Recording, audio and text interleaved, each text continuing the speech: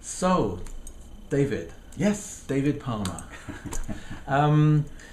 David, you were, as I understand it, a kind of a social activist in the 60s. I was working with youth. I was involved in youth services at a time when youth services didn't exist. Okay. And before kind of the social workers had come into the field. We were Okay. working out of church basements with runaway youth and youth Okay. with drug problems and Yeah. things like that. And that was in Chicago, was it? In Chicago in the late 60s and early 70s. Oh, right. right. And then at some point you became interested in body work. To a great extent because of my own body, Really? actually. In I what way? had, when I was in my early 20s, I developed chronic torticollis, which is like stiff neck. Okay. So bad that I sometimes couldn't get out of bed in the morning. Wow. But every morning I woke up in pain, basically. Wow. And I tried everything, sleeping on pillows, hard pillows, soft pillows, no pillows, on the floor, on the bed, everything. Yeah. And nothing helped. And then one day I thought to myself, coming from a Catholic background, we all have our crosses to bear. Okay.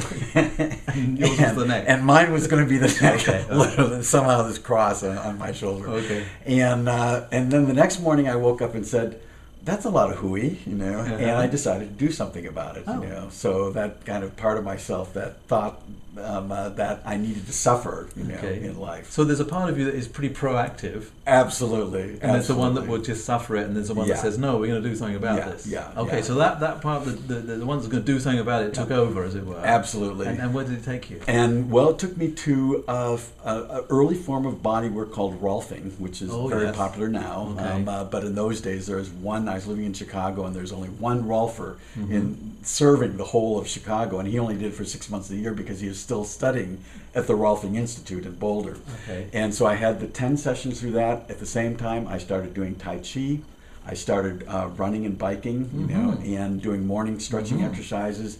I started basically to take care. I started to become embodied. I started to take Okay. care of my body, because I'd lived that kind of good Catholic boy life of cutting yourself off from the neck down, like that. And as I understand it, that led you into developing your own massage technique. Is that right? Can I call Well, it that? then what happened was that when I was in my early 30s, after 10 years in social services, I would say 5 years getting into it and 5 years trying to get out of it. Okay. And it's not that I didn't like social services, but it always seemed like putting a Band-Aid on people and sending them out to get beat up some more. And I was looking for social change, broad-scale social change. I was interested in Right. making fundamental changes. Right. I got involved in massage because I remembered that experience with Rolfing. Right. And I was looking for what I wanted to be when I grew up in my early 30s. Actually, I'd been looking for a long time. Right. And went and got a massage at a place in San Francisco, an urban spa that provided Japanese massage. Okay. Went out and asked the person at the desk, do you know where people train to do this other than Japan? And they said, well, we've got our own school. I went to that school 2 months later, and by the end of the year, I was working in the spa. And 2 years later, I'd taken over the school. Oh, there you go. Because Fast-tracked. my teacher, Japanese teacher, went back to Japan, and he worked with me for 2 years after I took over the school to teach me how to take care of it and to teach. So I got involved right away in Japanese massage. Great. And you developed the chair that I think probably most people watching this will have seen in airports and salons, and Right. this chair where people sit and they get a back and neck rub. Yeah, you so developed the original I one. developed the first one in 1986. It came on the market. okay. I'd been working with seated massage for 4 years Right. because I realized that massage as an industry wasn't going very far, wasn't Okay. getting into people's lives Right. because it was too expensive Okay. primarily. And so I wanted to find a cheaper alternative. And so we began working with seated massage, and then Okay. out of that came the massage chair in 1986. Great. Well, if I follow these themes of social change or people helping themselves and changing Right, these, right. where does voice dialogue fit in to this for you? As soon as I learned about voice dialogue, it was like this perfect match, partly because of the process in voice dialogue that's called the aware ego. Okay. Finding that center space, to be able to negotiate and manage and balance all the other parts of you. Right. I'd always said I knew I was neurotic growing up, and I was Catholic after all. Okay. And so at a certain point in my 20s, I realized I would always be neurotic, and that was okay, that I would never not have those parts that would act out or be less than desirable, Mm-hmm. And so instead what I decided to do was a very British kind of thing. I turned my neurosis into eccentricities. Okay. And I decided, well, I'm just going to be eccentric, Okay. And when I need those parts, I'm going to pull them out of my little closet that I keep them in, and turn them into fun eccentricities that would entertain and enjoy, be enjoyable, and then that would be me. That's who I am. I'm all of these parts, slightly crazy or not, and I need to love them, and so I did. I learned how to love them. Well, when I learned about voice dialogue and the parts in voice dialogue, I said, I've been doing that for 10 years, actually longer. I didn't meet you until my 40s, I think, or something. Late 40s. Right.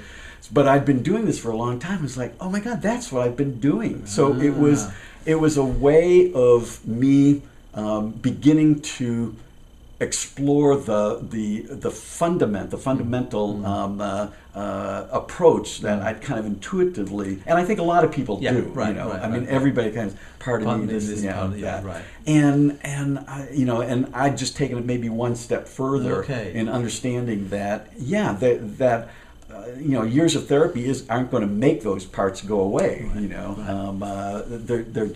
But the best I can do is make friends with them. Embrace them and embrace them. Exactly. Right. So I get it. How that's resonated with you on a very personal level. In terms of the massage industry, do you see that there's an application of voice dialogue in that sector? After I learned voice dialogue, there wasn't a seminar that I taught that I didn't include it. In every seminar that I do. And the way that I generally include it is at the very beginning of the seminar. And I take people through a visualization where I ask them to invite into their consciousness the parts of them that want to be there in the seminar with me that weekend, this massage, massage seminar or marketing seminar, whatever it is. And I ask them to invite the part that wants to be there and to listen to all the reasons that they want to be there and then thank that part for being so honest and open and say goodbye, and then invite the part that doesn't want to be there. Right. The opposite, and listen to that part and all the reasons why they'd rather be out playing with their kids, on the weekend or going to the movies or whatever. And then the third part, and after they've said thank you and goodbye to that part, then I ask them to invite in the part that doesn't care whether they're there or not there. Okay. Right. The part that knows that wherever they are at any moment in time is exactly where they're supposed to be. And guess what that part is? That's the aware ego space. So I try to put people in touch with the idea of we've got these polarities inside of us, and we've also got another space to operate out of that isn't one extreme or the other extreme. And would it be that space, what we are calling the aware ego space, is a place from which to actually give the massage to the client? Absolutely, and that's the whole point, is to find that space inside of yourself so you can create that energy during your massage session that doesn't judge somebody for being tall, short, wide, skinny, black, white, Republican, Democrat, abortionist, anti-abortionist, I mean, when you're giving a massage, the ideal is to be in this place of unconditional acceptance, where there's no judgment, where the communication is at this non-verbal level, which also feels very voice dialogue-y to me, because so much of voice dialogue work is just the energetics of what's happening in the facilitation space, like that. So that's what I'm trying to give people a sense of. Wow. Well, David, it's fascinating hearing your story and how you're applying the voice dialogue both personally and professionally. Absolutely, and I hope we can provide it even more through these online courses that you're teaching. And I'm a big supporter of your efforts to bring this online, and I look forward to being able to work with you together in making that happen, and also extending that to the massage community, because I think we can really gain a lot of value from bringing this particular tool into our lives. Great, David. Thank you. Thank you so much. All right, my pleasure.